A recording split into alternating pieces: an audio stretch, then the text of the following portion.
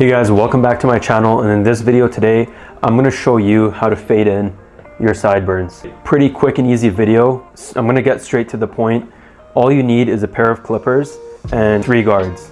Okay, so the first thing we're going to get is our clippers, and we're going to flick it up like that with no guard. And we're just going to go half a centimeter out.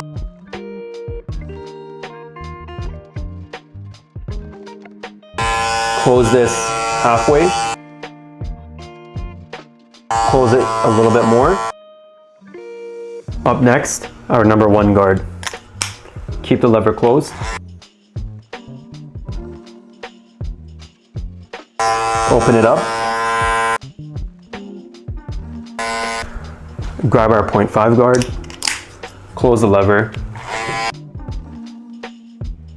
Then we're just going to line it up.